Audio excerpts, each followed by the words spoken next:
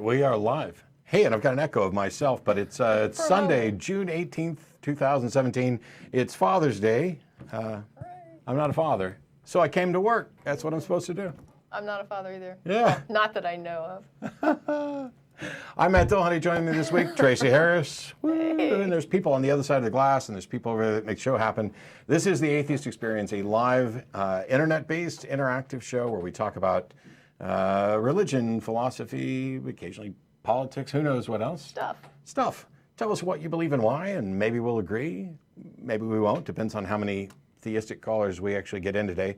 We're sponsored by the Atheist Community of Austin, a nonprofit educational organization promoting positive atheism and the separation of church and state. You can find out more about the Atheist Community of Austin at atheist-community.org.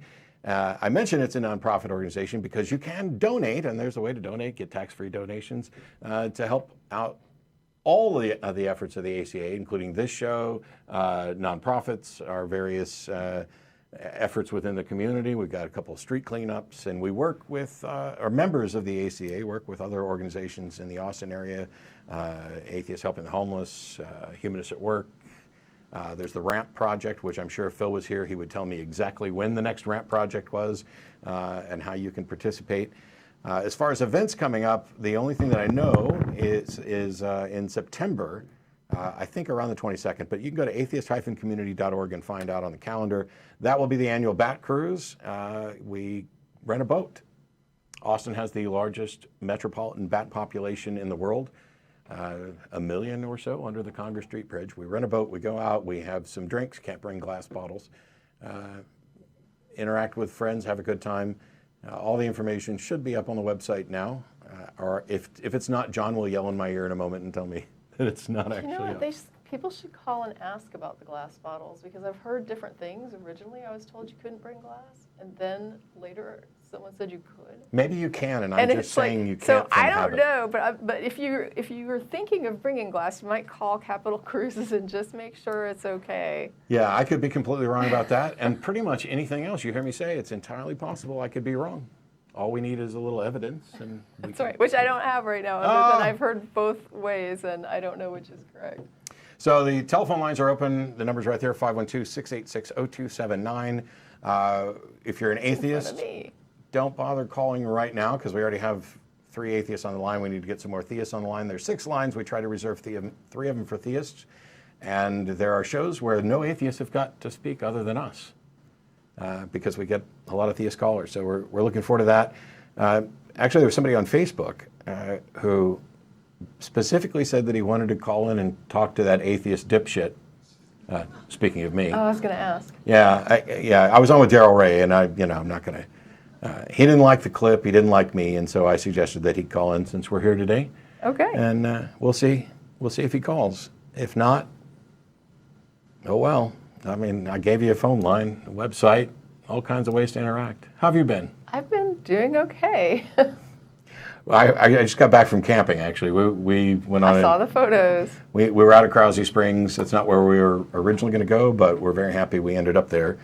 And I drove back this morning, so I'm a little burnt, a little tore up, tired, whatever. I'm just glad you guys finally got a slot. Yeah, it was a mess. But it was a fun weekend, getting back to nature. And no, we just swam and had fun. Okay, well, good. What have you got for us today? Yeah, it's not really much of a topic. It's just I've been doing a little bit of reading. There's a issue that comes up a lot, I think, for people who were raised in fundamentalist brands of religion, and it could probably apply to other things as well, but it's just something that I see a lot in the atheist community with people who have fundamentalist backgrounds, who have difficulty sort of describing what it was like to experience that complete change of worldview, especially for people who have that experience really quickly. So if you've been indoctrinated and you've accepted you're a believing Christian and then that starts to crumble underneath you, it can be a difficult thing for some people. And one of the common experiences that I hear expressed to me frequently by this group is the difficulty in getting people who have not had that experience to understand the gravity of what it can mean for a person. So that what happens is sometimes when someone hears it, they'll say something like, oh yeah, I know what that's like, because I remember I used to believe like this or that, and it will be something, like a particular fact about the world, and then they'll say, and then I remember when I found out I was wrong about that, and I was really crushed. So the one group's talking about kind of the emotive, core, essential experience, and the other one's saying, oh yeah, I used to believe that Noah built an ark too. Or I used to believe that we didn't really go to the moon. And there's a certain, and that's even extreme. I've had people use examples with me that were much less, I want to say, what's the word, like impactive of your life. So just a misconception that you had, and the idea that when I was 12, I used to believe in Bigfoot, and I don't believe in Bigfoot anymore. And it's like, well, it's not quite apples to apples, because this really gets into every aspect of your life in a way that when the rug comes out, it doesn't just come out in a certain area. It comes out of everything. And so for a very long time, I've tried to grapple with certain issues of that were intertwined with other things. And one of the other things that I've had difficulty with is the idea of what I labeled a belief. Because what I consider my beliefs now are not in the same category with what I called beliefs at the time I was expressing religious beliefs. When I was expressing religious beliefs, it was literally just sort of this is what we believe, and it was adopting or accepting just a core set of facts that were given to me to go out and defend. And there wasn't really a lot of research allowed outside of a very narrow area. So you could examine your religious issues in a small area, but you didn't go beyond it. So for a lot of people that I went to church with, we had all these classes asking all these questions about the Bible and what does God mean by that, and but there is never a class on, is there really a God? And let's take a look at, counter-apologetics historically and see, in a really honest way what's going on there. So there was never really an honest search for what was going on for me before I adopted the Christian perspective. So I became a Christian after a couple years of just sort of floating around, but not really searching. And the whole time I was doing it, I was adopting the Christian sort of framework for how do you search for God, like praying every night for a sign and things like this. So there wasn't really let me go to the library, let me read up on Christian history. I did that after I left. And as I was leaving Christianity, but when I became a Christian, it was based on a much more narrow experience of what I would call, I don't even look at it now as having researched or examined or done anything like that. Okay, so you kind of threw me off a minute ago when you said that when it came, I thought for a moment you were talking about what you mean by the word belief is different. Yes, it is different. Okay. Because I would just say that a belief is something that you are convinced of, that you accept. A proposition that you accept, something that you are convinced of. And you can be convinced for good reasons or bad reasons. And that's why when you went on to talk about the methodology behind it, it seemed like you still had things you were convinced of, but for bad reasons. Or no reasons. Sure.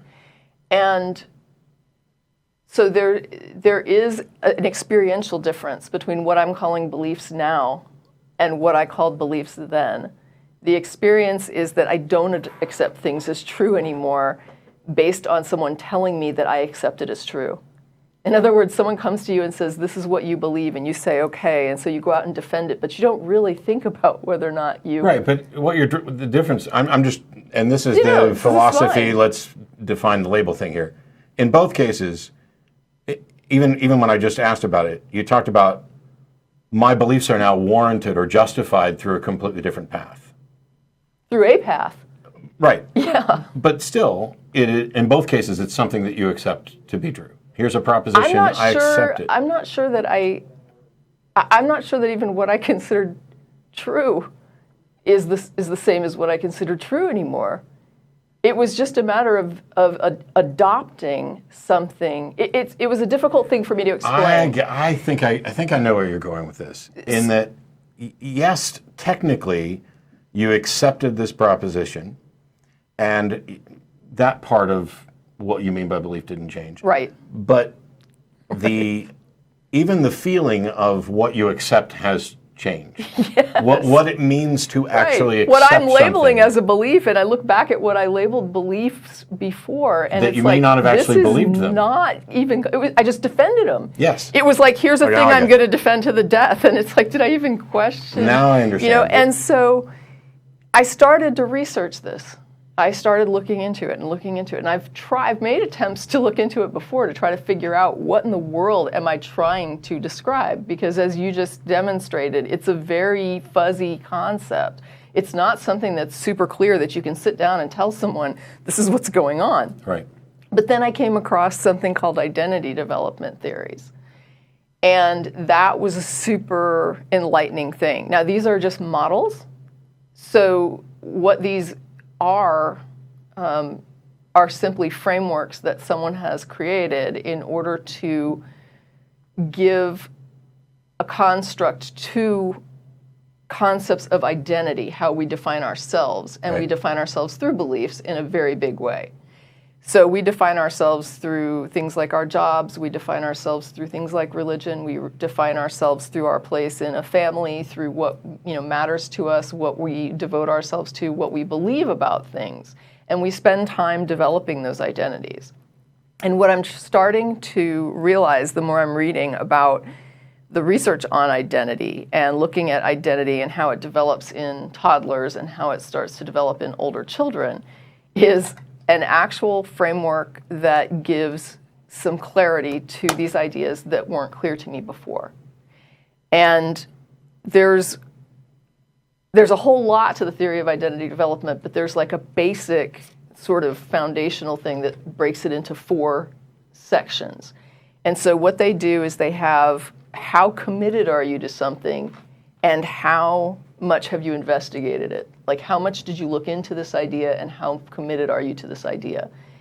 And then they look at 4 different labels that they use. And one is called identity diffusion, where you have a person who really isn't latched on to anything as far as identity. So this person goes through their adolescence in a way that they don't really question anything, they don't really commit to anything, they're just kind of the person that's, floating around, living life, but not really goal-oriented or driven or motivated by much, right? So I think we all know people like that, who just sort of, they're not highly committed, they're not searching for what do I believe, they're just sort of not interested in developing an identity.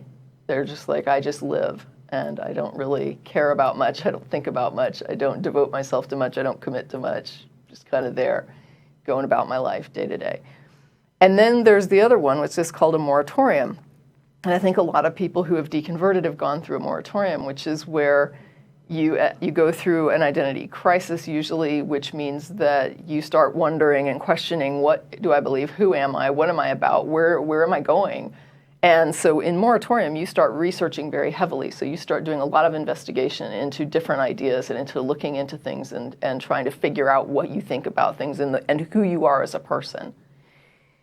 And then there are two other categories, and both of these categories exhibit a certain level of commitment.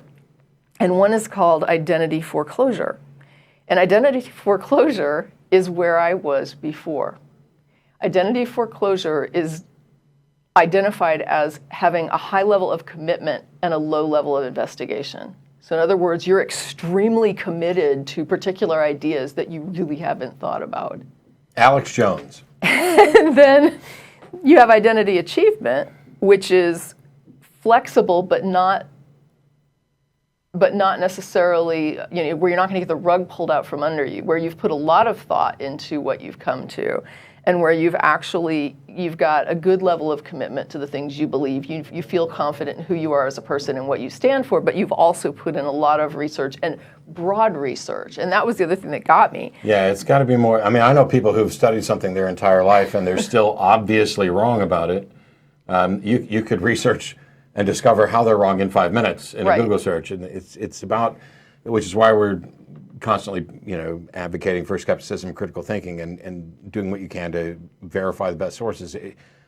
20 years of sloppy research isn't, that, I've researched this for 20 years. Okay. Right. It's the substance of the evidence and the argument. Right, and that's the thing. When I was religious, and I did like an informal poll on one of my social media sites and asked people, how committed were you to the beliefs, and how much did you think that you had researched? Like, did you feel that you had really looked into it? Right. And now looking back on it, do you feel the same, that you really did, a thorough investigation of it, and maybe you overlooked a few things that kind of changed your mind, and almost universally the people who felt that they had been indoctrinated into fundamentalist religions as kids, who did believe it and consider themselves to be committed to it, said that at the time they were in it, they felt like they were doing like a lot of research. Sure. But you look back on it and you're like, it's all this little, and so it reminded me, the graphic that I pulled up was a child in a sandbox.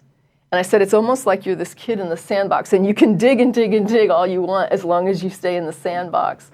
But then I showed this big excavation with, a backhoe, like digging the coal. And it's like, this is where you need to be, right? And that's kind of what it is. It's like when I was a theist, all of that thought and all of that research and all of that investigation was so narrow. It was like digging a hole to China but never leaving the sandbox. Right. You just go deeper and deeper into the sandbox instead of ever looking outside the sandbox. I wonder if I would have said when I was a believer that I had good reason, that I had spent time actually studying it. I wonder how many people just willingly acknowledge that, yes, I believe this and I don't have any good reason, I haven't spent any time studying it. I would think that would be fairly rare. I mean, we've heard people say that on the show. That's not like it why I doesn't wouldn't say come it up, was but- nobody, but it would seem fairly rare. But I think for a high level of commitment, most people are going to say they have looked into it.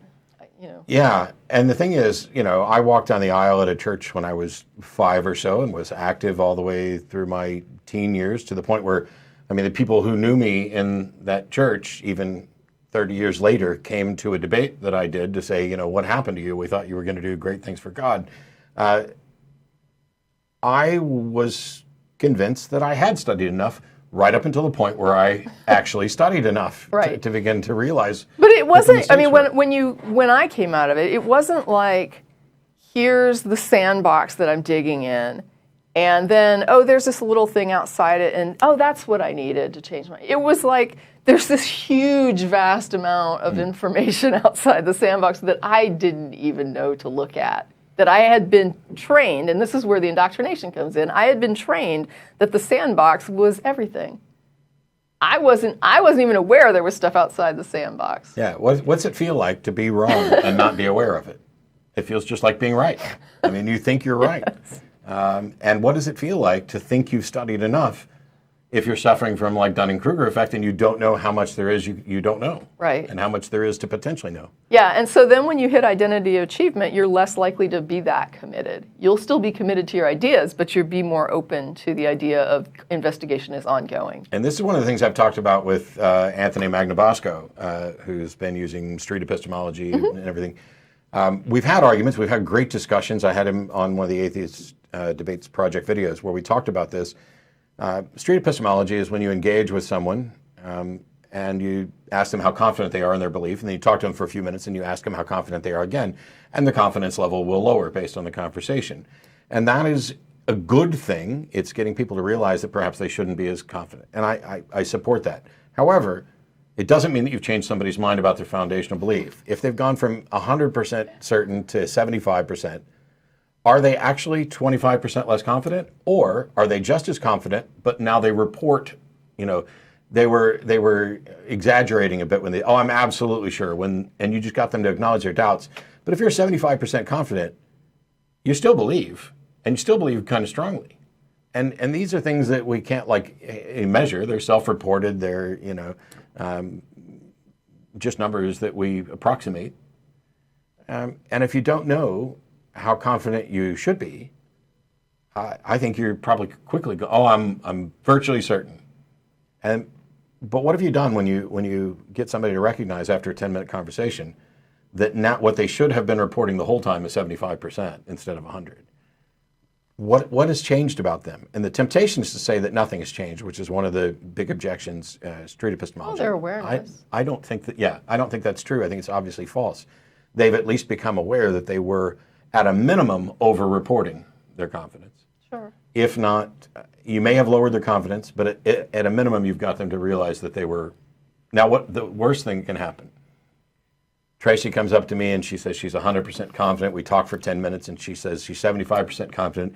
And she walks down the street and the next person she talks to asks her how confident she is and she says she's 100% confident. Oh, no. Now I think we've accomplished nothing through that, but I'm optimistic that doesn't happen very often. That's like the apologist that uses the same argument after they leave you saying like, oh yeah, I guess that's true. Oh, you mean every single apologist? And then they go ask the same question to the next person. Almost every single one of them. I've seen, and in part, it's not just that they're lying. It's they've thought through it and they think they found another loophole. I've watched Matt Slick do this. I've watched any number of apologists be shown to be wrong or have to acknowledge, Ray Comfort and the banana thing and all that stuff, and then they go off and do it again because they find another way to justify it. Well, I would just say if you're, somebody that deconverted, if you're an atheist who deconverted in the way that I was just describing, and you have struggled with trying to get other people to understand this, or you've struggled trying to understand it yourself, the identity theory framework really helps to help you understand what happened to you and what it meant to be indoctrinated and how you were limited in your capacity and how you were basically driven to apply a strong commitment to something that you were very limited in how well you could have researched it. And then later when you find out what happened to you, it becomes very difficult to describe that to other people, and I think this is a mechanism that can help. You want to try a weird experiment? I think it's funny because I don't know. The call screener has suggested an experiment which I thought of while I was looking at the list. Okay. We have an atheist caller who wants to debate the legitimacy of secular morality. Okay. And then we have a theist caller that wants to talk about how atheists derive their morals and their legitimacy. Okay. What if we put both of them on at the same time? Now this could get strange. I think it could get really messy. I don't mind trying something, but... We'll try it, and if it doesn't work out, then we'll put them on hold and take them independently. But I think... Drake, are you there? Yeah. And you were wanting to talk about the legitimacy of secular morality. Right. All right. Oh. We didn't. Well, I So... That experiment failed. Hey, Johnny, are you there? I am here. Okay, hopefully, Johnny, we'll be able to use you to answer Drake's questions as well. If not, Drake can call back and we can put him back through. I think, well, I'm not even going to worry about what I did wrong with the phone system. It was entirely my fault. How you doing, Johnny? Welcome to the show. I'm Matt. You got Tracie with us as well. That's good. First time calling. Nice to talk to you guys. Okay. Go ahead. Go for it. All right. So, well, I just had two or three small questions. All of it's not based on morality, but I know in your intro to your song to your show talks about reason. It says reason on a few different occasions. Yeah. Now, so my question is on just that piece of that song. Obviously, it means something to you guys to use that as your theme song. If if there is no free will or anything like that, if every thought that we have is just a result of law of physics, then you're not really reasoning; you're just reacting. I don't agree with that. First of all, even if it were true, it would just be that all my reasoning is being dictated. If you're going to go down that simple road of determinism, simplistic determinism, it doesn't mean I'm not reasoning. But so setting that aside, I mean, this issue of morality, how would you define morality? What is it about morality that you care about? Because normally when people call and say, okay, please explain to me how atheists justify, their views on morality. And I've done that, and I've given lectures, and Sam Harris has written books and everything else. Just to try this a little differently, when you are talking about morality, what is your concern? What is it that you're trying to find out? Well, I think it's very. I've watched this show a few times, and morality is brought up quite a bit, and there's only so much that you can talk about it without circling. But for me, my morality comes from a great mind, and I think in your worldview, it is really the laws of physics. Is that true? Okay. What we mean and understand by morality, I would say, comes from great minds, our minds. But I would say the but great you didn't. mind. But okay, John, you didn't answer the question. Okay, so I asked, what is it you care about? What is it you're trying to decide when you have concerns about morality? What does morality mean to you? And you told me that you think morality comes from the great mind. What does that mean? Does that mean that there's a great mind out there and anything it says is necessarily good? Well, before we move on, I'd like to hear an answer to your first question. Okay. What is your concern when you're talking about morality? What is it specifically that you're talking about? Morality, good and wrong. What does that mean, though? What is what? Good and bad, or good and evil, or what does that mean? What does that mean to you, is what I'm asking. Well, what it means to me is, in my opinion, it's maybe evolution helped, or maybe my mother kind of taught me a little bit with how I should treat others, or maybe my society that I grew up in. But to what end? Like, is there some goal, or is there a metric, or how do you define what somebody does, whether or not it's even in the realm of morality? Well, let's just say, lying. Some lying individuals think that, if I was to lie to somebody because the lie would hurt them, that, that is justified, and some others might think the lie is wrong. You should be truthful. The problem, Johnny, is that you're talking about an action and how you would assess it, and Tracie and I were asking basically what's the goal. Okay, so here's the thing. Let me just see if I can make this clear, because I understand that this is not an unclear kind of question. But for example, if I put my glasses on, right? I don't know if you can see the screen, but I'm putting on a pair of glasses. Now I've just put I've just put glasses on.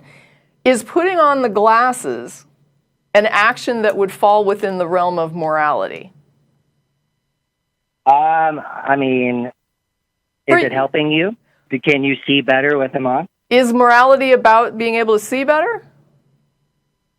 Well, I don't know. I'm asking you. We're obviously, me personally, no. I don't think you could take your glasses and throw it in the ocean. I don't think.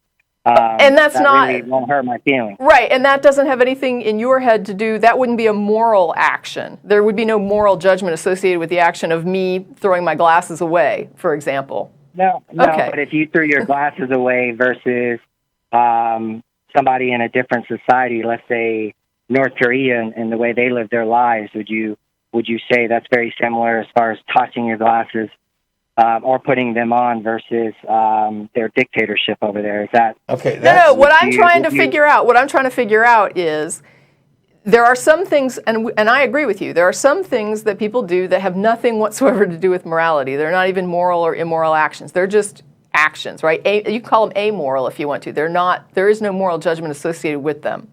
So my question is, how do you figure out, before we even get going, how do you determine whether or not an action falls into the moral basket or doesn't?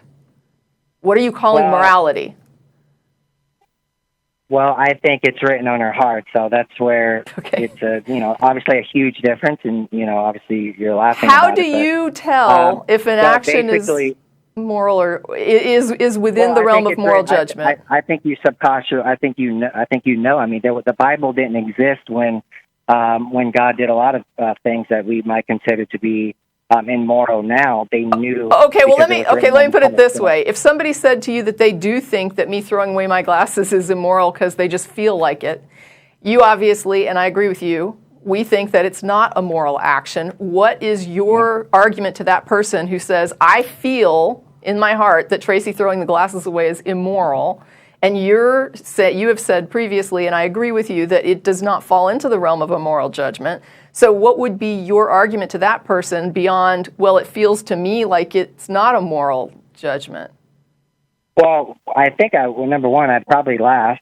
Number two, I wouldn't. I don't think I could take them too serious if somebody was to ask me literally that question. What if I decided to go and harm somebody? All right, but do you understand, right? Johnny? Do you understand that we're trying to have a conversation here about what is morality, so that we can both explain to you how and why we come to our moral views.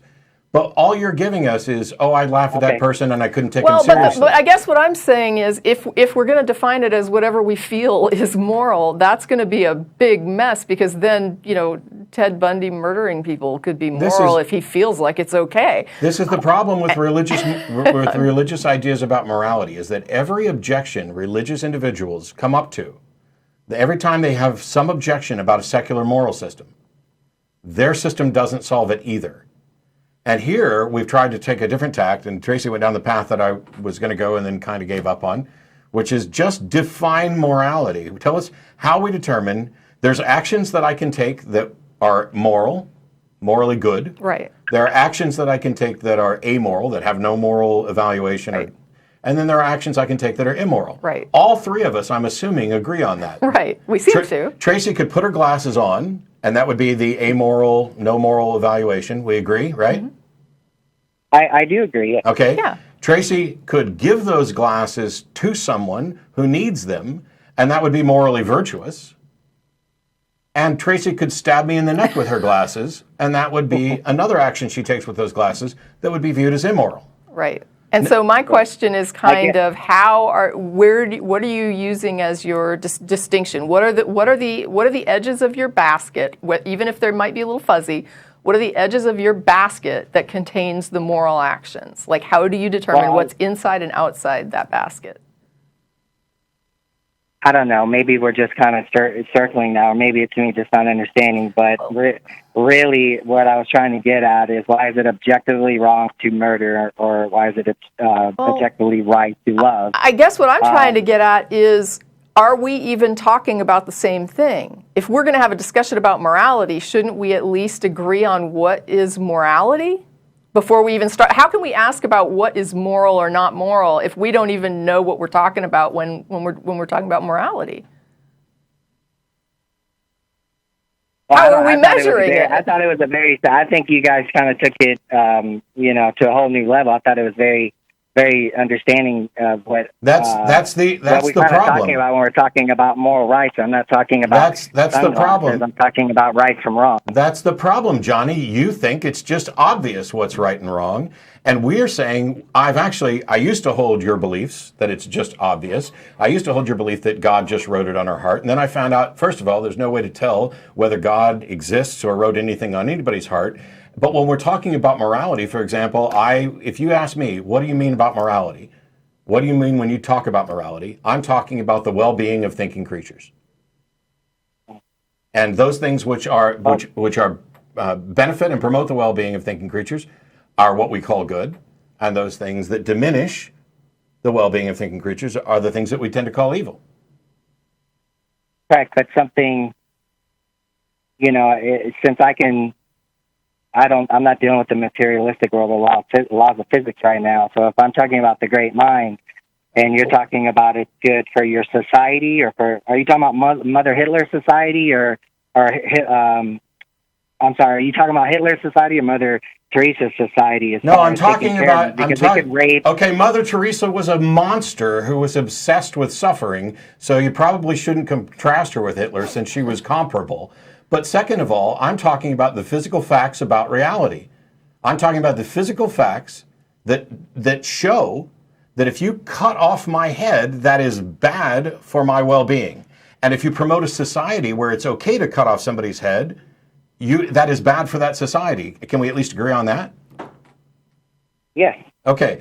Now, if we agree that those things are bad, my reason is because they are contrary and diminishing the well-being of human beings. What's your reason for thinking they're bad?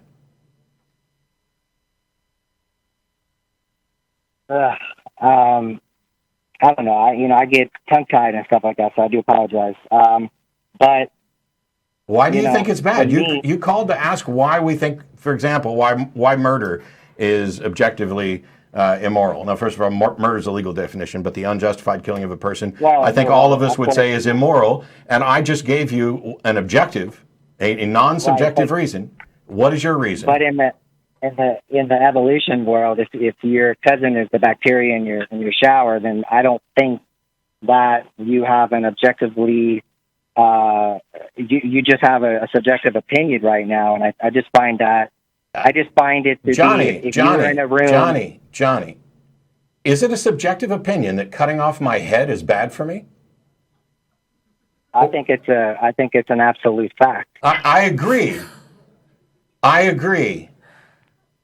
So I don't know why when I ask you, I've told you why I think it's bad. And when I ask you, why do you think it's bad, you start talking about bacterial cousins. Why do you think it's Because the two opposite worlds are, your No, it's friends, not. the bacteria. Okay, and then it's mine on, is Johnny. God. Johnny, just answer the damn question. Why do you think it's God. wrong to cut off someone's head? Because it's written on my heart from the Lord. Thank you. That's- I've been trying for 2.5 minutes now to get you to just say that. Well, he has kind of said that, though, I- to but be I- fair. He's We been have to saying that. He's also I said a whole bunch of think- things that are periphery. Now, I've given you my reason why cutting off someone's head's bad, and you've given me your reason for why cutting off someone's head's bad. Now, the two of us have to share space on this planet, right? Correct. Along with all the other people who are out there, right? Yeah. What if they think that God has written something else in their heart? How do we tell what God has actually written on their heart? Yeah. And why does it matter what God has written on their heart if we already have a non-subjective reason why it's bad? Because there appear to be a lot of people who think it's okay to cut someone's head off for God. And have slaves. Yeah. I mean, if you're going, if you're I going with think there are. Johnny, if you're going I with the think there are Bible, lunatics. Johnny, if you're going with the Bible supports slavery. Is that moral or immoral? Well, as far as the whole slavery thing goes, I can't justify that. Do I agree with it? If we're just talking about what the words say, no, of course not. I mean, Well, if I were to but I ask you, don't- Johnny, if I were to ask you, would it be okay for me to enslave you under the terms in Exodus 21? under the terms, if we, obviously they whether they left some things out, it mean you're having a conversation, and it's being dialogue. But what I'm not talking about is I'm sitting on a chair and there's a tree in front of me. I'm not talking about everything. I'm just giving you the basic of the conversation. And so if we're just taking it from word, no, I would say that I don't understand that piece of it, and I'm trying to, obviously. What is it you don't understand? I don't understand it. No, I wouldn't allow you to slave me. That wouldn't be cool. Okay, but would it be morally permissible for me to enslave you under what it says in Exodus 21? No, but Then again, why? I think that they were. Then why is it in the Bible? I think it's I've heard this talk before. I really don't want to talk about the slavery talk, but Okay, see you later. Oh, I actually had more questions. Oh crap! That's okay. No, it's not okay. It's not okay. I shouldn't have done that. No, it's all right. I Yeah, it makes. I I mean, should've let you I continue. still am. I guess my biggest question on it would have been if you come to two groups of people who are incompatible and both of them are saying God has told us this. I will I mean, justify. what do you do? I will justify ending the conversation because Johnny clearly had no answers and didn't want to go anywhere near. The one thing the he said, answers. though, is that he was trying to understand these issues, and so I was happy to talk with him based on that. But to me, the question is, if you're, I mean, he's saying that he was trying, I guess, to at certain points in the conversation imply that your morality was subjective, and yet his is purely subjective. Like it's whatever I feel is moral. Yeah. And then but the problem is that people have very conflicted feelings about what is moral. And all you have to do is look around the globe to see that there are people who are, just like we were talking about the foreclosure, they are extremely committed to their concepts of morality, like very, very convinced, and yet they are in stark disagreement with other groups of people who say that this is not just a slight difference of opinion, but is that what they're doing is absolutely immoral. This is the thing I pointed out, and he seemed to agree that it was a non-subjective fact, that it is not in your best interest. in my best interest to have somebody cut my head off. And he also seemed to agree or think that it was objectively wrong to own slaves as it's outlined in Exodus 21.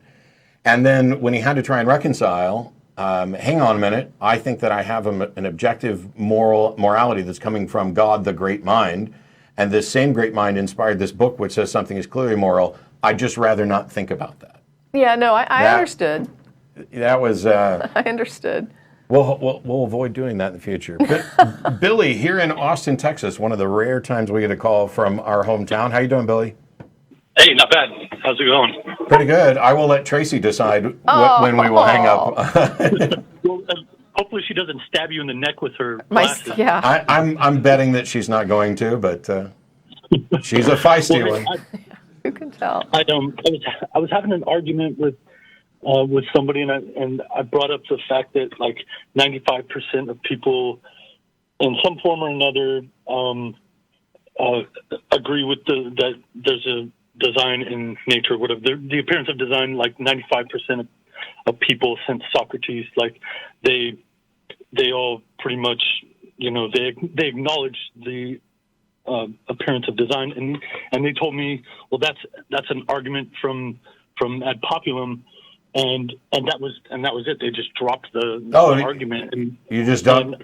Did you look up the fallacy? Argumentum ad populum. Yeah, I did. But the thing is like I wasn't saying that because 95% of people acknowledge that, that's what makes the conclusion true. Okay, then why bring up how many people believe it? If it's true because of evidence, then the percentage of people who believe it doesn't matter, does it? I would consider it to be kind of not important. I don't know if important is the right word, but it looks important because 95% of people have acknowledged that conclusion. Not that it took 95% of people to make that conclusion happen. I don't know if I'm saying that right, but you are. You're getting very close to the fallacy. But you didn't answer the question, which is, if something is true, why even bring up how many people are convinced that it's true? Well, I think that it's a good point now that 95% of people have acknowledged that attribute over time. I think that it's. I can't think of the right word, but I think that it's valuable now. Why? To see. Why? You're basically skirting saying that, in your opinion, this is evidence. It's the wisdom of the. Like I was looking up. I was doing some more, exploring, and I looked up wisdom of the crowd, and do you ever see this show, Who Wants to Be a Millionaire? Yes. Like whenever one of the contestants was having a hard time, they would have like a shout out or like poll the audience. Yeah, they would poll the audience. Throughout. Do you think that polling the audience is a good way to figure out whether or not something's likely to be true? Well, yeah. That's the fallacy. No, it's not. The audience was never wrong. Okay. So first of all. Do you know what the wisdom of the crowd is? Have you ever heard of it? I'm well aware of the wisdom of the crowd, and especially one of the better examples of it is if you set up a jar full of gum jars and ask people to estimate. Yeah, I've heard. You can take the average of all their guesses, and it gets shockingly close with good regularity. That tells us how good we are at intuitive thinking as a group, as a broad group. Now, I can't buy your idea that the crowd's never been wrong on Who Wants to Be a Millionaire. That may be the case, it may not. Because whether or not something is true is independent of how many people are convinced of it. For example, do you think the Earth is flat? Well, no, I don't. Okay. Do you think that the Earth is the center of the universe? Nope. Yet the overwhelming majority of people who have ever lived believe those things, or some version of those things. How do we know that? How do you know that? Yeah, how do we know that? That was the prevailing model that Galileo went to prison for daring to object to the church's position that the Earth was the center of the universe by saying that it wasn't. That was. I got what? That came out of an old book, though. Like, how do you know? How do we know that happened? Isn't that from an old book, though? Do you believe in God? Yes. Why? Well, no, I don't. I believe in the existence of a higher power. I don't know what that means. I don't know what that means. Yeah, neither do I. So you believe in something. You believe in something, and you don't know what it means, and yet you're complaining that I'm providing you information from historical references. No, I don't. I never said I believed in. I never said I believed in anything. Like I. You just said you believe in a higher power. I infer the existence of a higher power. That's it. Like, Okay. I don't want. But you don't know what that means. But you don't know what that means. How can you believe in something when you don't know what it means? I just called it that. I don't know what it is or know what is it. So you don't know what it is you believe? Wait, I don't believe anything. I collect inferences. You don't believe anything. You just said that you believe in the existence of a higher power. Do you believe you're talking to somebody over a telephone? Dude, you don't believe in God either. So I mean, I do. You're Right, correct. but I'm not sitting here saying that I believe in things and then saying I don't know what my beliefs mean. Wait, what? When did I say I don't know what my beliefs mean? When I asked you, when we were asking you about the higher power, you said you don't know what it means, the existence of the higher power. That's true. I don't know what the higher How power can, is. then it's not a belief. I mean, if you don't know what it is, what you're basically saying is I believe something and I don't know what it is. Exactly. Like I'm not supposed to know. How can you hold it as true if you don't even know what it is you hold as true? Did you just say you're not supposed? Did you just say you're not supposed? Billy, did you just say you're not supposed to know? I mean, how can you? Like, if No. you can't- Will you answer the fucking question? Did you just say I'm not supposed to know? I don't know. Dude, you're getting freaking me out. You don't even know what you just said? Because you're freaking out, dude. It's like the fact is, I'm trying to ask a question, and you are jabbering at me. And every time and you're talking while I'm talking, and then when we ask you, wait, did you just say this? Your answer is, I don't. Do you know anything? Are you aware of anything? That has nothing to do with the reason that I freaking called this show right now, though, dude. What? That has nothing to do with. That has nothing to do with why I called the show. You're diverting my argument like into a whole other. Okay, Billy, let's start over. Why did you call the show? To talk about the Argumentum and Populum. Yes. Yeah, yes. we explained it to you. You can go out and Google and read more about it. We've already discussed it. We've already exposed that you were, in fact, relying on the fallacy. Even when you tried to avoid it, you worked your way right down into it again. No, I wasn't relying on the fallacy. Let me ask you this, Billy. Billy, you just said you weren't relying on the fallacy. How do you know that? Okay, check this out. If everybody, like, if 95% of the people in the world, thought that the world was flat or whatever, or I'm sorry, if 95% of the people in the world acknowledged an appearance of design in nature, okay, if 95% of people acknowledge that's not me saying that because those 95% of the people acknowledge that makes the appearance of design true. That's not what I said. It doesn't even make it more likely. It doesn't mean anything to it. It gives it value that 95% of the people over time have come to acknowledge that. You're saying acknowledge? Yeah. In some form or another, 95% of people acknowledge the appearance of design, like whether, or design. 95% of our audience think we're wasting time allowing you to continue. Give me a reason to continue. Apart from Tracie. Well, I've got one thing. Have you ever heard the little story about the puddle that comes to life? Yes. Okay. Story. Wouldn't you say that most people would say that it does appear that the water was designed to fit the hole? No, that. Doesn't it appear that way? that analogy is confusing and No, it's very straightforward. The water goes into the hole, and then people look at it later and they say, "Isn't it amazing how the water perfectly fits the hole?" How does that make any freaking sense, dude? It makes perfect sense. The water, you can look at it and see the water perfectly fits the hole. Yeah, but design is design is recognized through precision. Precision for what? Where's the roadmap for the world? That hole is precision fit to that water. It is. I mean, the puddle fills it perfectly. But the issue. I don't see, that analogy has always been retarded to me. But you're not understanding here. Yes, I am. I understand. I was going to drop you just for using retarded, but if Tracie wants to continue. That's on the no list. But the... Oh, I'm sorry. That's okay.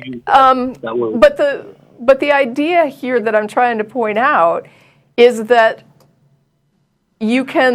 something can appear to be perfectly aligned to something else, and it just doesn't work the way you thought it did, right? So we know why the water appears to fit in the hole perfectly, and we know that it isn't that the water was designed to fit the hole perfectly, but what I'm saying is somebody coming along later who doesn't know what we already know about water and holes is going to look at that and say, it's amazing how it fits completely precisely in that hole.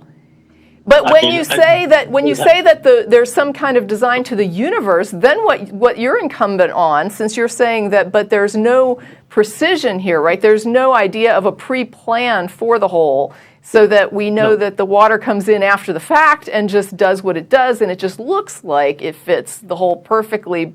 I mean, it does fit the hole perfectly, but it wasn't planned. It just gives the appearance of something like that.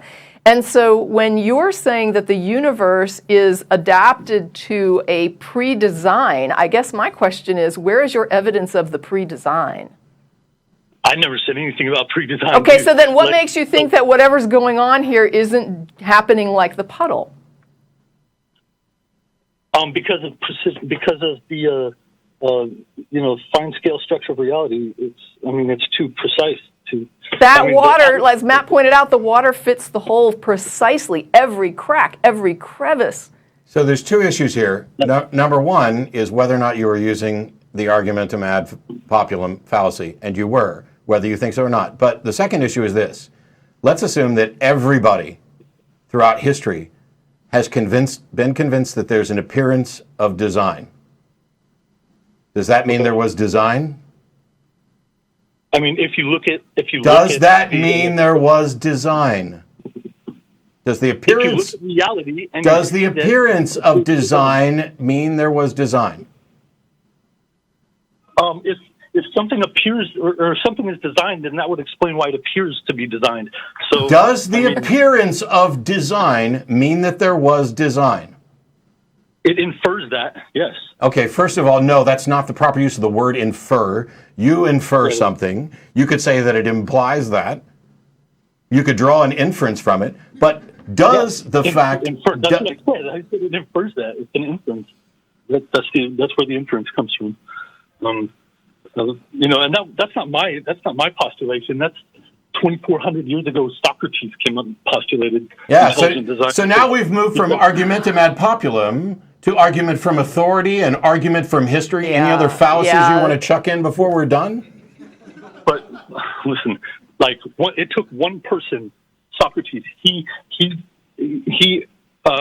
noticed the appearance of design. He postulated the concept of intelligent design, and then who knows, told all of his friends, and since then, going from then on, have you ever heard 95% of people from that point, or now today, 95% of people in some form or another acknowledge intelligent design. What does that have to do with what does that have to do with whether or not intelligent design actually occurred? I can't tell you if it actually occurred. I can tell you. I can give you inferences that it did occur. No. And when the first time we talked, I brought I'm up not here to defend this anymore. The Higgs. Oh, I love that the last word was Higgs. If there's one caller who I'm confident beyond all measure has no understanding of the Higgs. I kind of forgot that you were waiting on me. Yeah. So I apologize to If everyone. there's ever been a caller who I'm confident was about to talk about the Higgs without an understanding, it's the guy who doesn't thinks the puddle analogy is confusing, and that 95%, pointing out that 95% of all people have accepted the appearance of design isn't an argument ad populum. Well, it's not even evidence. Yeah. I mean, But hey, how do I know that?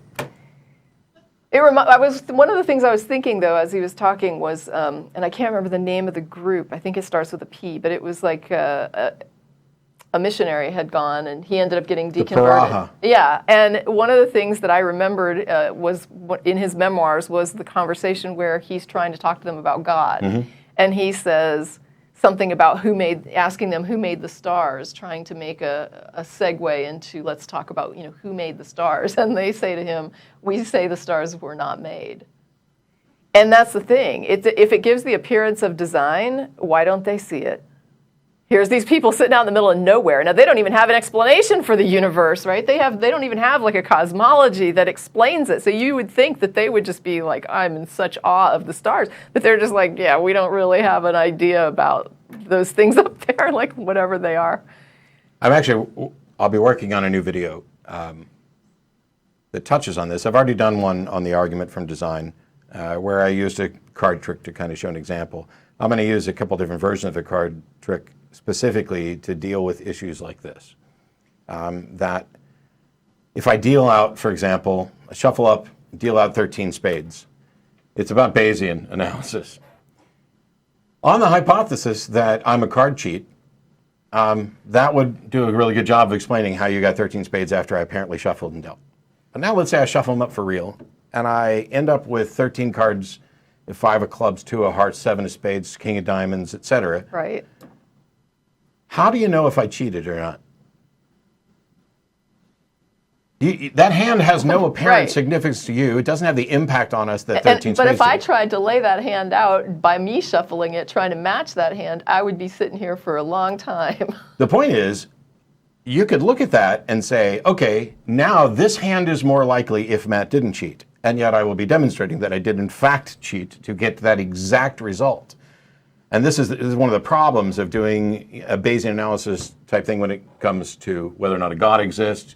It's the problem of thinking that the appearance of design, even if everybody agreed, wow, that really looks designed, is a separate question from, hey, that is designed, or is this designed or not, is separate from whether it looks designed. In the past, I've talked about beaver dams and creeks that washed up and formed things that looks like beaver dams. I just blew my own mind. Oh gosh. If there's a puddle and everything's designed, that means the puddle was designed. So the idea that it's stupid to suggest that we should use a puddle for design seems very funny in light of the fact that someone's telling me that everything is designed. Well, this is the problem. Dennis LeVay pointed this out to me years and years ago on nonprofits. And it goes to the Paley's watchmaker analysis that if you're walking along a beach and you find a watch and you pick it up, obviously you recognize design. But Dennis pointed out that if you're a theist and God created everything, then you're walking through a universe of watches on this beach of watches. And I know that, but I guess what I'm thinking is when I said, have you ever heard about the puddle thing, where the puddle looks like it was designed? He should have said, because it is. Yeah. Right? Because it is. That puddle was designed to That's fit why into the it hole looks instead of the like hole being that, designed. because it wasn't meant to be in that hole and fill the... Anyway, as a reminder, when the show's over, a lot of us get together to go to dinner at Star of India Restaurant, 2900 West Anderson Lane. It's right there. We should hit 4, right? Because we cut him off. Drake. Yes. Hey, Drake. I'm so sorry that I hung up on you. That's all right. I'm even more sorry after the conversation I just had. It's okay. So what was your question? Okay. Well, I want to start off saying that, Matt, I believe your position on atheism is very true and it's justified.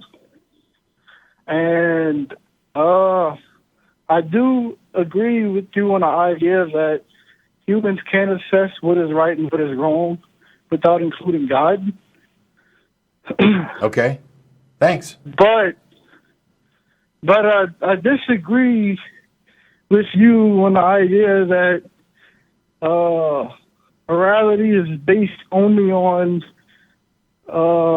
well-being. Okay. Let me ask a quick question. Do you agree with my assessments and structure about well-being? Not whether or not morality should be about well-being, but, for example, if we threw the morality word out and I was only talking about well-being, are you fine with the structure and everything that I've talked about? Yes. Why is it that you think morality should be about something other than what I'm talking about as well-being? Okay. I believe that so something can be wrong and not involve well-being. Okay, like what? And Question. what about incest? Whenever well-being is not negatively affected. Okay, so first of all, what makes you think incest is wrong and why?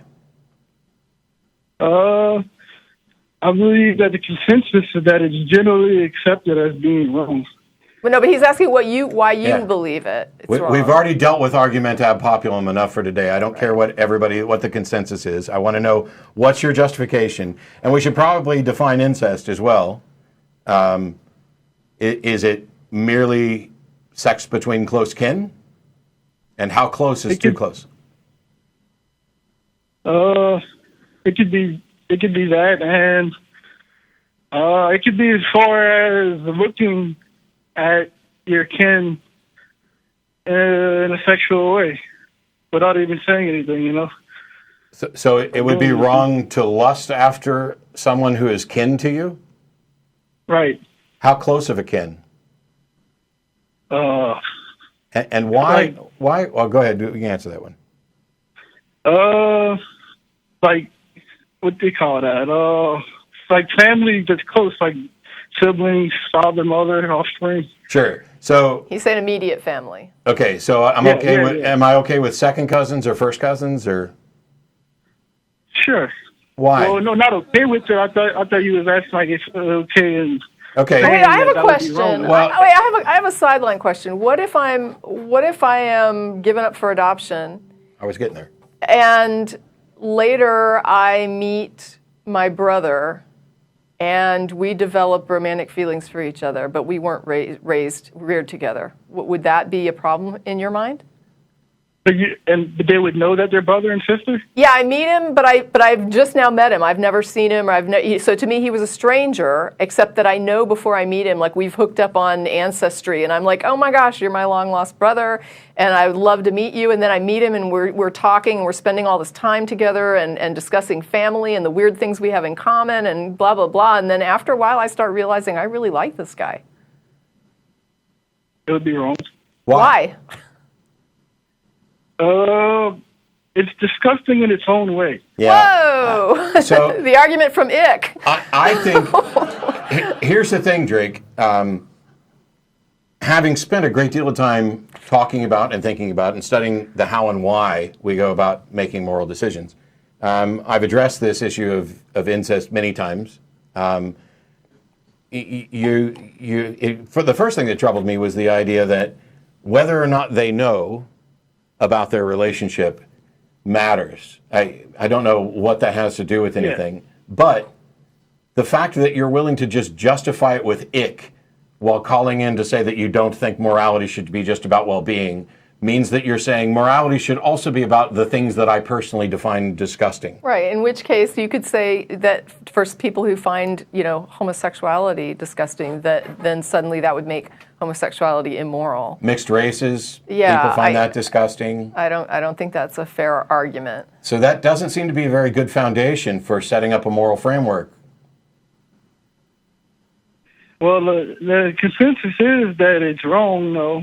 Okay, the consensus a while ago was Well, that but blacks and whites shouldn't wait a marry. minute. The cultural consensus is that it's wrong. There have been some cultures where there were situations where it was encouraged, right? Where you had brothers Like and the royal sisters, family and- yeah, that were married off to each other. And even in the U.S. history, we had the idea of cousins getting married, and that was a way to keep money in the family. So, I mean, you're talking about defining morality through cultural consensus, which changes anywhere you are, any time you are. It just changes. Okay. Well, I believe I have a second example. Well, if you can't justify the first example, But go ahead. What's the second example? Lying with bad intentions whenever well-being isn't affected. How is it that you could lie with bad intentions and not affect well-being?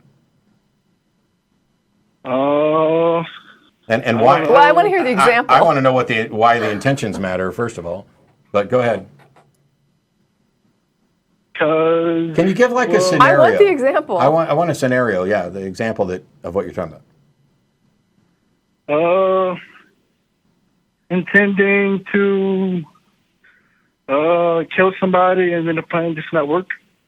I don't know. No, I'm sorry. You don't think that would? Okay, but that's. I'm sorry. Just intending, like lying to somebody and tell them that they're gonna get $1 million. And you don't think that? I can't think. Yeah. Yeah, I can't think of anything either. I'm having a hard time thinking of anything, which is why we asked the question at the beginning. I'm sure it exists, though. Well, you find an I'm sure the argument from I'm sure it must be. Find a good example. Find a good example of something that you think should be immoral that doesn't affect well-being, and call us back. Fair enough. Well, what about doing anything with bad intentions? What difference is? But what? I mean, when I almost followed you with the murder example, right? Like where I do so, like an attempted murder versus a murder. Obviously, an attempted murder could be thwarted and no harm is done. And so what you do when you're putting that person away is you're basically saying they are a future threat because they're willing to kill people. They are a substantial, clear and present risk to our Right. well-being. So you can't just let it go. But I do understand a little bit, at least. But I still think the idea that you are trying to kill people, whether you succeed or not, yes, I would call that immoral. And even if the full consequence of it doesn't get carried out, because you are very much attempting to do harm to people, which I think gets back to what Matt was describing, which is you are proactively intending and going and taking steps to try and undermine the well-being of a thinking creature would go against Matt's framework of morality. So can you find an example of something that you think should be immoral that doesn't affect well-being? And if in fact it's just based on what you find icky, don't bother calling back. We need something better than what you're personally troubled by, or even what the consensus is troubled by. We need a foundation that isn't tied to subjective opinions, which is why I talk about it in terms of well-being, as does Sam Harris. I'm not citing him as an authority. I'm just referencing that I talked about it for years under something that equates to well-being. Sam used the well-being language, and I adopted that and went with it because it meant the same thing. Yeah. One thing I will get into, not necessarily with this particular call. Are we still on the call? Or are we? You there, Drake? I mean, I know Drake is still there. I just didn't know if we still had things to discuss. No, I'm done. If you're I'm done. I was going to add something that doesn't really involve Come up with Drake. an example, and you can also, by the way, email tv@atheist-community.org. One thing that I bring up a lot that I haven't brought up on either of these calls, I've been hanging back, but the idea of research into morality in other social species. So there's actual researchers in animal psychology who do research into checking to see what types of moral metrics exist in other social creatures. You cannot do this without metrics. You have to have, delineated areas where this is considered a moral thing, this is considered an immoral thing, this is considered an amoral thing. And so it's always interesting to me when people start foundering for trying to figure out the metric and the line and where's the basket. And it's like, there's actual research into this. Like you can go and look and see where that basket rim is. When I'm asking a person where they think that basket rim is, I'm not trying to trip them up. I'm just trying to see literally what are they calling morality, because I have my own rim of that basket, and it has a lot to do with what research has already defined as being the edge of that basket. We can rely on that research too, because your foundation for the rim of your basket could be fairness. And then we can drill down to what you mean by fairness. Right. It could be whatever God says, and then we can drill down to whatever. Mine happens to be based on well-being. Nobody's saying that the boundaries aren't going to be fuzzy. As a matter of fact, most of us would point out that they're incredibly fuzzy. and that there are very difficult questions on the horizon related to identity and cloning and these other things. And if we can't get past the simple things, I don't know how we deal with those questions. Well, and that's the thing. People want to call up and they want to argue about particular moral questions. And it's like, how do you even start to address? It's like you've jumped 5 carts ahead. First, we have to make sure that we're talking about the same thing. Like, what do you mean when you say morality? Because if we don't mean the same thing, we're going to have 2 different discussions going on, and it's going to take forever to figure that out, and then we're going to end up right back at, well, what are you calling morality? It's like the guy who called a couple weeks ago wanting to know what my position on bestiality was, or wanting to know the atheist position on bestiality. Doggy. Well played. But it was very clear that he wasn't actually interested in the conversation and hadn't thought about it. He wanted a soundbite. He wanted to get an atheist saying, I'm okay with bestiality, which I gave him. Maybe he was looking for validation. I gave him the soundbite that he was looking for because my biggest issue is I don't know how you get informed, enthusiastic consent from a creature that can't communicate and doesn't have those concepts. Right. And so on those grounds, I'm opposed. However, that's why the incest thing is one of those things. Your example, you meet somebody, you know your brother and sister, and yet you can't fight this attraction. There is something, and scientists have researched it, and my wife can post it on Facebook and tell you all about it, called near kin attraction, I think it is. And so let's say you didn't know, and now you start a romantic relationship and you find out. Yeah, what was immoral about it. There's ways to complicate these issues, and there's ways to drill down to figure out, here's what we should think and why. Here's our best estimate of what is and isn't harmful, what is and isn't in our best interest. And to just go, well, I find it icky, and most people in society find it icky. Well, I don't care what people find icky. That's, by the way, another argument ad populum. I care what people should find icky, if we're going to use icky as the, And I do want to point out that, there are certainly complications that come in as far as, for example, power structures of families and things like that. So it's like I wouldn't simply say that, just because everyone consents, that's totally fine, because a person who is raised could be groomed by someone in a way that would make that completely unfair. And we've had that conversation as well. And so I just don't want to leave people with the impression that we're just basically saying, like, oh, any sort of incest is totally okay with me. I wasn't saying anything remotely like that. that. I know, but I'm just saying that a lot of people who might not have a history with the show, may not have heard these discussions before, may not understand that, yes, we understand that there are the same objections in a family structure as there would be in any other social structure where there's a power imbalance. So I'm not. The grooming issue is the big one. Outside of the grooming issue, so one of the things when we talk about consent. We talked about informed, enthusiastic consent. That's the key right there. And one aspect of informed, it should be properly informed. That means that you weren't actually groomed to think that you were informed and then give consent. Barring that, it doesn't seem to be any of my business. If 2 consenting adults who happen to be related, I don't care in what way they're related, if they are truly both informed consenting adults, I don't know what justification you have for thinking it's wrong, other than the ick factor. Now, there may in fact be a justification.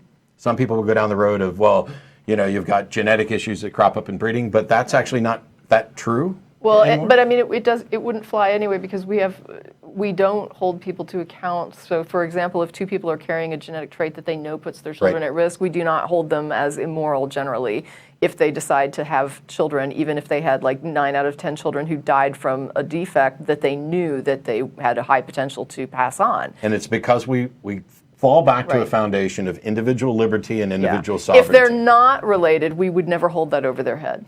And so it's like the idea that, well, you're related and it puts these children at risk. Well, you could be unrelated and both have a genetic, be genetic contributors that could cause problems with your children. Be completely aware of that, and most people would say it's still your right to try to have children.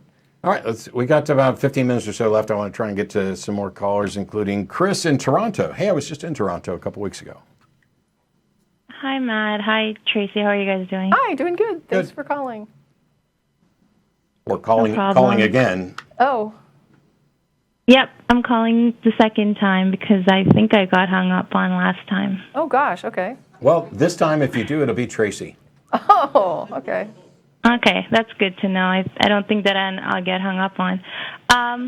So I called last time, and I think I talked about being a born-again Christian. And I think I made a comment that if you were, you wouldn't be an atheist. And I think I got hung up after that. Oh, yeah, you might have. Yeah. Just dismissing people out of hand. So I think I can clear this up kind of quickly, actually. People have asked me, were you ever a true Christian? And the answer is really simple. If by true Christian you mean somebody who actually has a relationship with the risen Jesus, then no, I wasn't. But I don't think anybody else is either, because I don't think there's a risen Jesus to have a relationship with. But if by true, that's your personal opinion. I know. Right? Can I finish my sentence? Okay. But if by true Christian you mean someone who is sincerely convinced that they have a personal relationship with Jesus, then I was. And can I ask you how you were convinced? In what way you were convinced you had that relationship? In what way? Okay. So I walked down the aisle at around the age of 5 and accepted Jesus into my heart, and then was active in church and ministry for the next 18 years or so.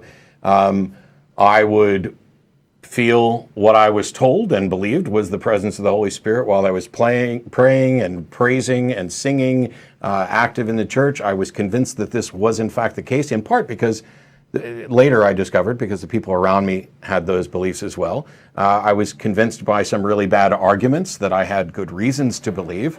But at the time, I didn't realize they were bad reasons. I thought they were, this is what Tracie was talking about at the beginning.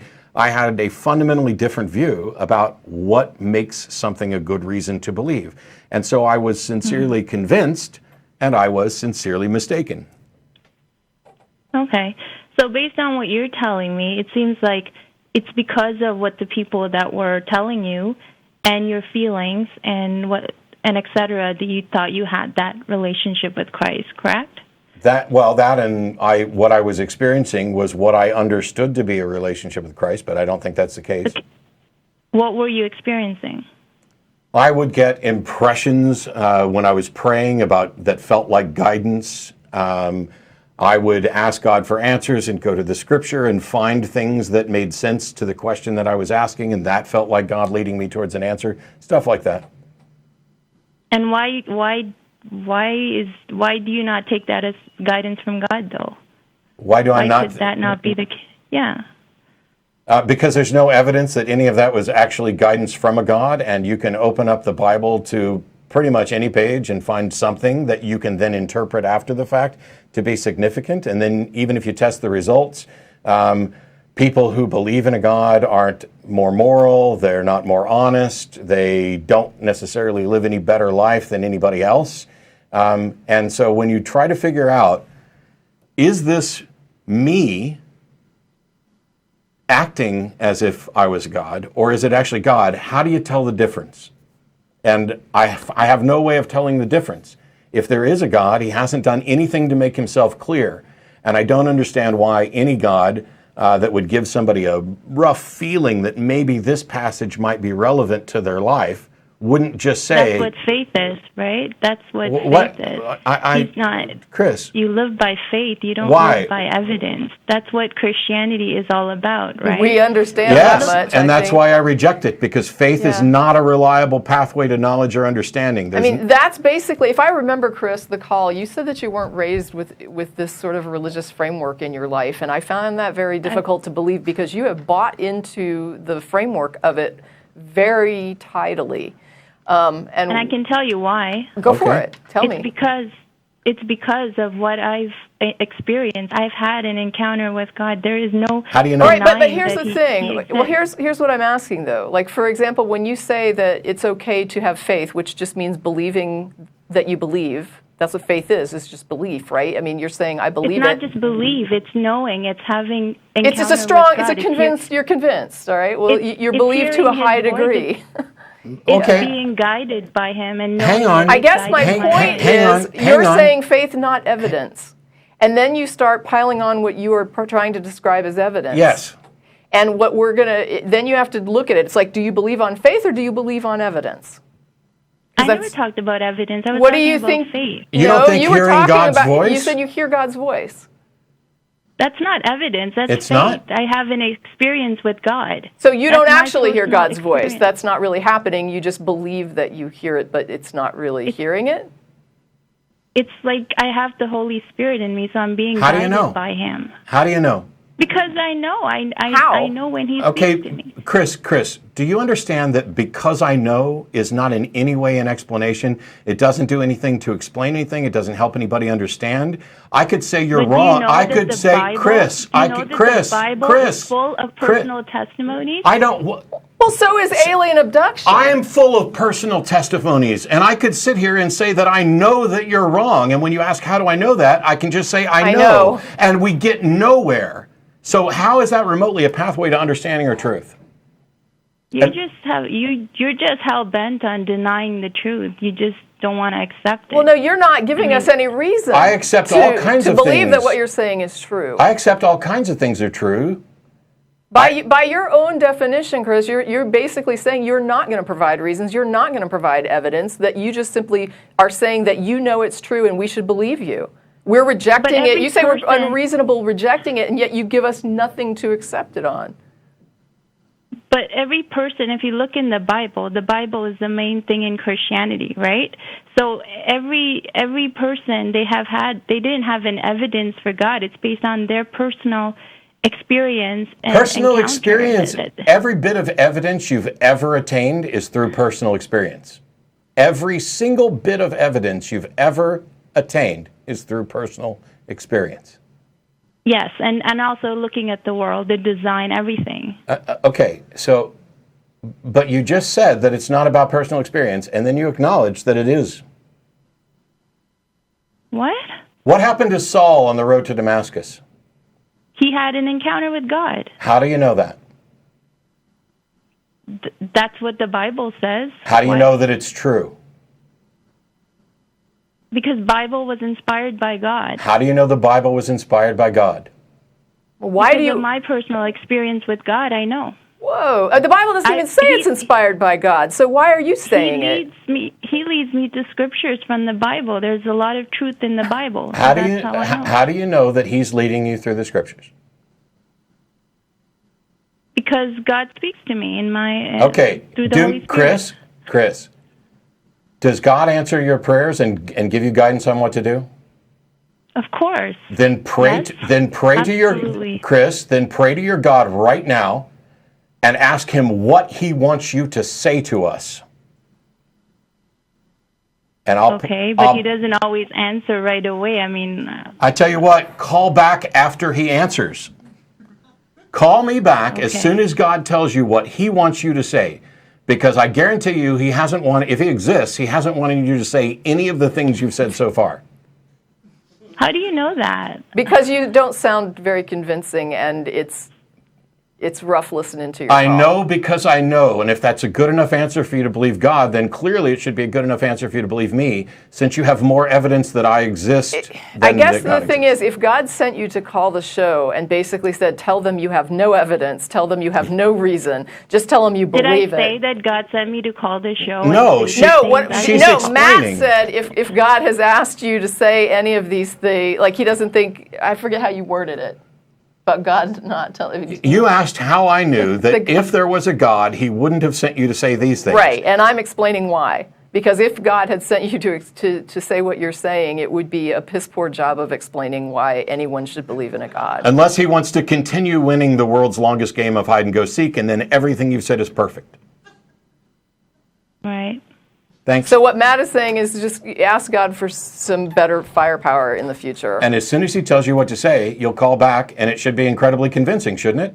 Well, yeah, it should be convincing enough to convince anybody. Right? Right.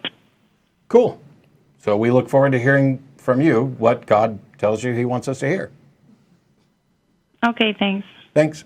Bye-bye. I would just like to kind of throw out there as a blanket, if you're planning on calling and you are a theist, and we do encourage theist callers, but if your argument is simply, I just have faith, I have no argument, I have no reason, I have no evidence, I just believe it. Well, we got a couple other callers, even though we're running low on time. Okay. Maybe we'll get... I'm just saying, don't waste your time maybe calling. we'll get closer with Zack in Idaho. Thanks for waiting. Hey, I wanted to continue our discussion from last week, but I'm worried we're not going to have enough time here. I didn't want to get off the line at kind of the last second and kind of be flagged as a crank caller for tying up the line for so long. So Okay, so you want to try back next week? Are you just going to try? I'll call back next week. And mention to the screeners that you're like calling to continue a conversation. Yeah, I won't be here next week, Yeah. but somebody will be, and they'll be happy to talk, I hope.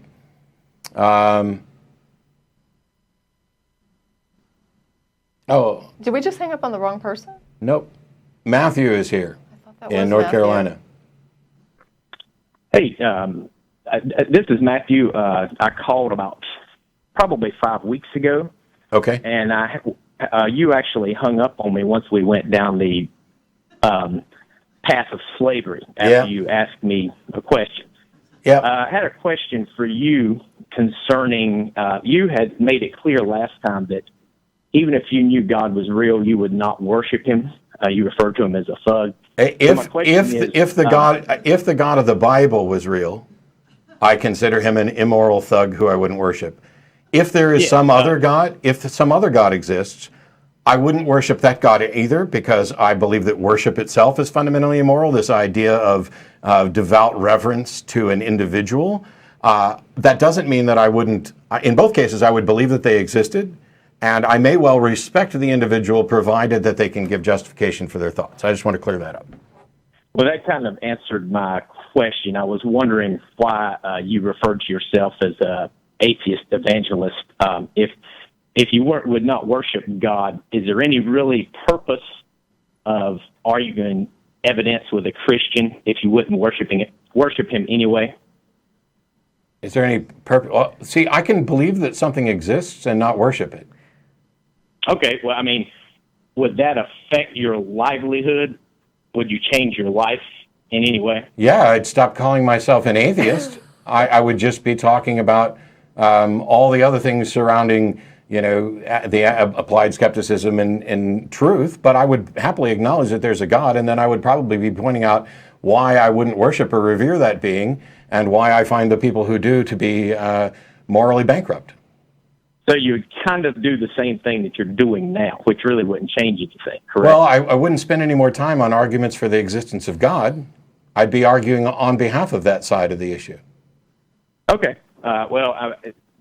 To me, from a theist standpoint, I don't really see any point for somebody who refers to himself as an atheist evangelist to really argue evidence, because it wouldn't change your mind to worship him anyway. You wouldn't worship him anyway. So the question we're arguing evidence about is whether or not there is sufficient evidence to justify believing that a God exists. That's a separate question from God who exists is worth worshiping. That's a completely separate question. Right. Well, that's as far as atheism, that's irrelevant to an atheist, because they're not going to worship him anyway. That's more. No.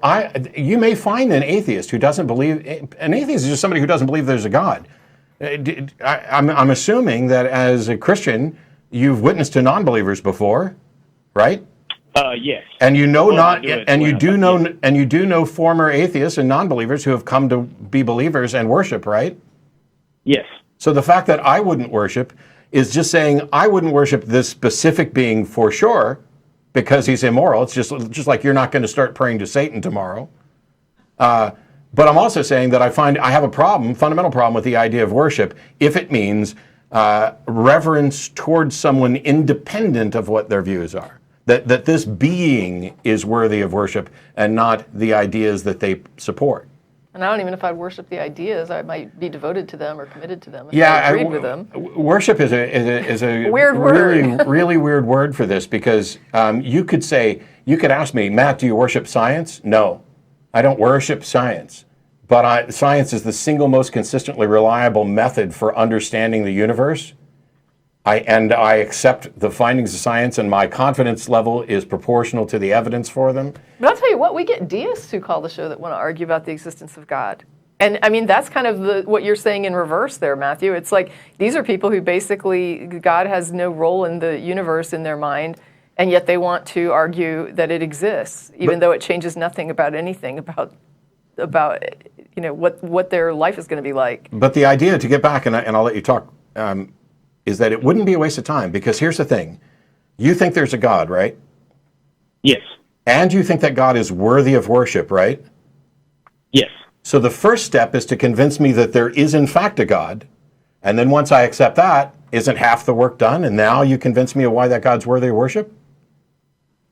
Well, as far as from my Christian standpoint, the Bible never teaches us to convince somebody God exists. It just tells us to share what God has done in your life. Yeah, Whether okay, you believe okay. that or not is With not. the goal, No. though, of converting I accept people. what you're saying. So it only tells you to go out and share the gospel. In 1 Peter 3:15, you are to be prepared at all times. And under my... Sorry? Let's Yes, go. I agree. Well, Okay, will you express but- the passage in Peter just for the benefit of Kris, who may still be listening? Sure. 1 Peter 3:15 says, be prepared at all times to give the reason for the faith that's within you, and to do so with gentleness and kindness, or whatever the sophistry is at the bottom of it. But the point is that you're supposed to be ready to explain to people why you believe.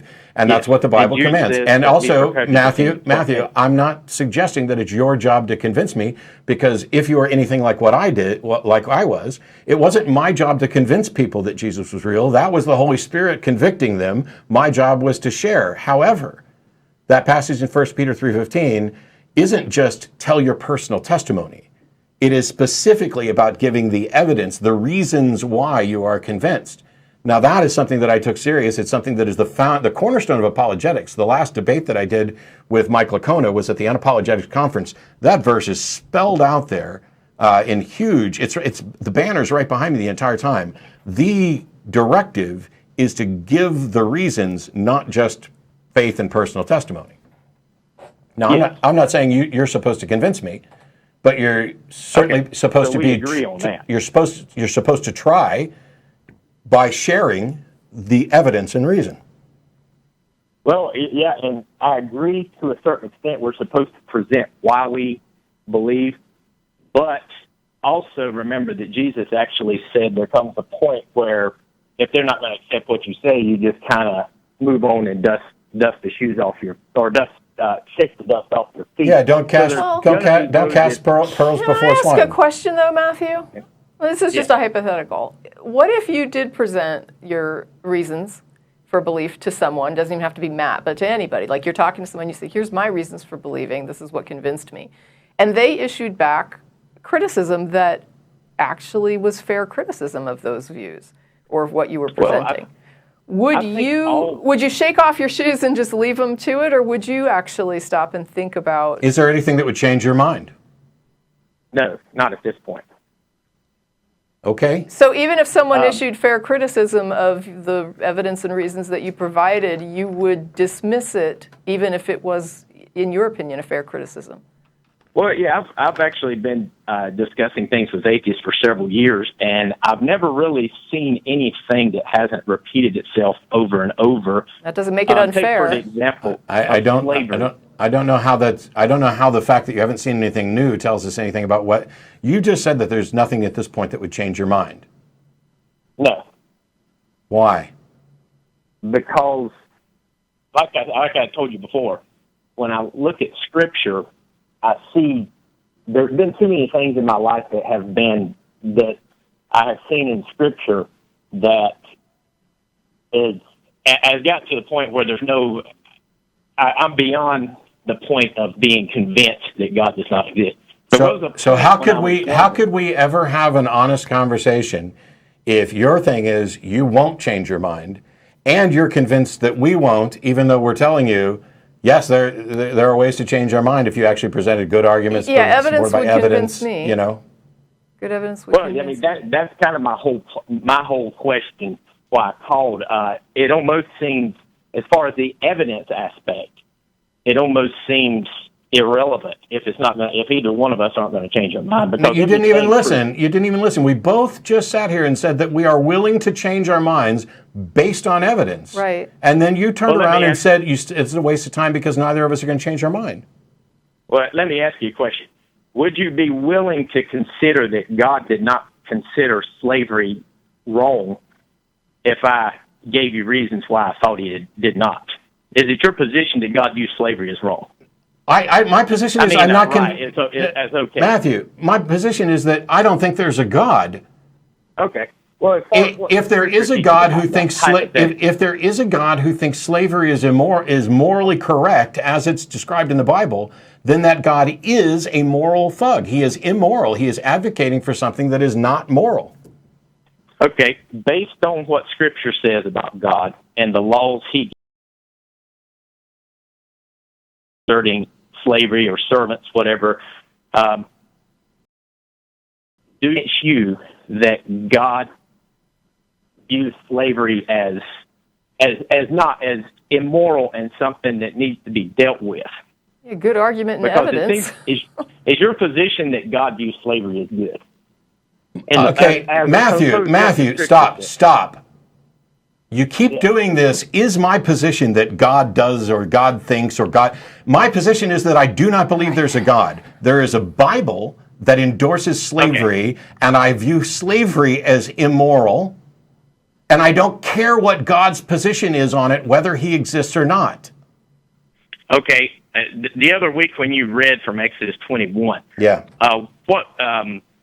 based on all the scripture in the Bible that discusses slavery and the treatment of slaves and all that, and based on what the Bible teaches about God, do you believe God views slavery as good? Based simply on the Bible, no debate on whether God exists or anything, just based on what you would read in the Bible, what you would interpret yourself by reading the Bible. Okay, so what you're saying is, if God inspired the Bible and the Bible supports slavery, does that mean God supports slavery? Well, does God view slavery as good? Because God condemned a lot of things in the Bible, but the Bible condemns a lot of things. Whether or not God does is a separate issue. Okay. Yes, the Bible condemns a lot of things. So my question is, does the Bible view slavery as good? Let me ask it that way. The Bible endorses slavery as morally permissible. Okay, but that, I'm just, do you think that's good or that you think that's wrong? I've said repeatedly it's wrong. Okay, now you were talking about... Do you think it's right? Do you think slavery is morally permissible? I don't believe the Bible views slavery as good. I believe the Bible views slavery as something that humans naturally do to themselves, and the Bible puts laws in there to restrict people from mistreating each other. Okay, so you think the God of the universe can tell you not to eat shellfish because that's immoral, but he's too weak to tell you to stop owning people as property? And beating them. What? And passing them on as property to your children? You agree slavery is oppression and mistreatment, correct?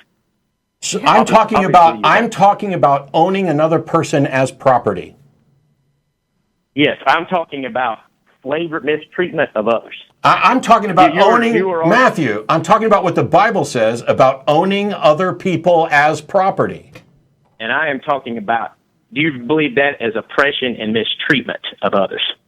Matthew, do you agree with me that the Bible allows people to own other people as property? Yes. Do you agree that owning other people as property is immoral? Yes.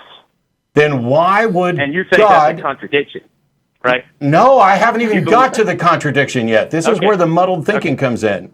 You agree the Bible allows for the owning of people as property, and you agree that God inspired the Bible. Yes. And God can tell you that something is immoral, like don't covet, don't lie, don't eat shellfish. Do you think eating shellfish is immoral? Don't steal somebody else's freedom. Okay. But owning people as property. So now how is it that God can inspire a book that says it's okay to own people as property if in fact it's immoral? Because in that time period, and even today, slavery is a given. In fact, there's more slaves today. You know what else is a given? Matthew, you know what else is a given? rape, Yes. murder, lying, eating shellfish. All of those things are a given about human nature, right? Yes, to respond to the eating shellfish part, remember in the New Testament, Christ did say that what goes into a man is not what makes him unclean. Right. So And thank you for pointing out. Thanks for pointing out that Jesus was able to update one thing that got wrong in the Old Testament. Does Jesus ever say slavery is wrong? But Jesus actually fulfilled the Does Jesus Old ever Testament law. say slavery is wrong? Yes.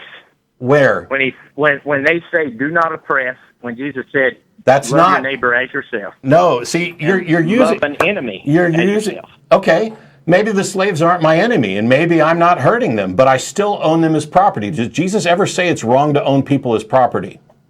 No. Let's think of a situation. Let's say I don't need a situation. I guess the point is, Matthew, your argument seems to be, well, this is something you're never going to stop people from doing, so God didn't bother forbidding it. And what Matt keeps pointing out to you is there's a ton of things that people have done throughout history, they continue to do today, that God forbidding it didn't stop them. Did God not know that it wouldn't stop them? Why didn't he just put rules around it?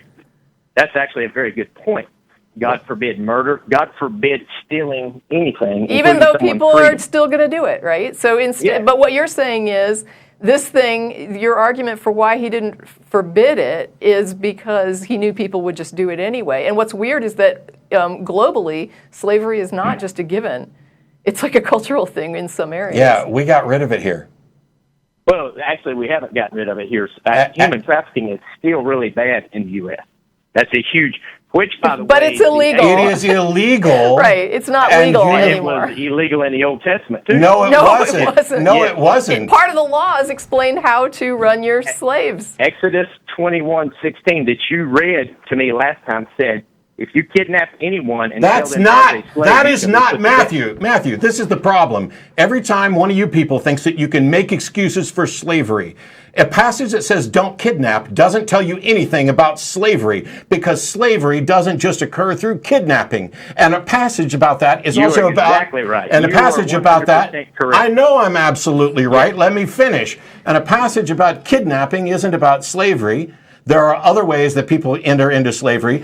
My objection is that it is an endorsement that you can own people as property, pass them on to your kids. We're 10 minutes past where we should have stopped the show, so I'm going to end the call here, but I'm going to let you know that you're welcome to call back unless you're going to keep making excuses to find a way to make it seem like we can find a way to make slavery a softer, gentler slavery, and my God is such a weak-ass God that he can tell us not to lie, but not to not own people. The first commandment, he did say not to mistreat or oppress.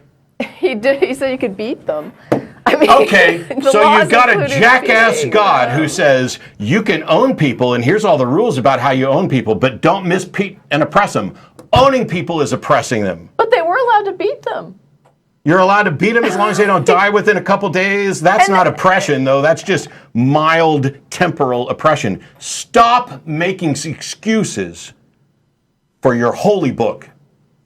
It is an abomination. It encourages abominations. And the more you sacrifice your humanity and your morality to make excuses and try to make it look like, well, God really wanted people to love each other, but they just wouldn't. So he wanted to nudge them in the right direction by saying you can own people, but just don't beat them too damn much. That's still a weak-ass, immoral God. And you are better than that. Stop making excuses for the immorality. Take responsibility for your life and realize that even if a God tells you that you can own somebody, that God is a piece of shit. Thus endeth the lesson. We're way over time. We gotta let you go to Star of India, and that by the way is why I wouldn't worship your God. Oh, and don't forget the blog. We have the open thread on the blog. Extra sad that if you want to go comment on Yes, the show today. And that's for the callers as well. If you're a caller and you think we treated you unfairly and you think you have a better argument, you weren't allowed to get in, you go to that blog. There's an open show thread for today's show, and you can post your argument and say, hey, they were misunderstanding me, they didn't give me a chance to talk, they whatever, and make your arguments there. And that way you can embarrass yourself in total instead of in part. Or you might be able to convince some of the people at the blog where you couldn't convince us. Yeah. That's it for this week's show. We'll see something at Star of India. I'm out. And I don't think I'm here next week. I don't know for sure. Well, I don't look know. at the schedule. I'm not. Atheist-experience.com has the schedule up. Thanks to the folks on the other side of the glass, all of you who tuned in this week, and the crew over there who makes everything workable, whose names will appear now as we wave goodbye. Hooray, crew and audience.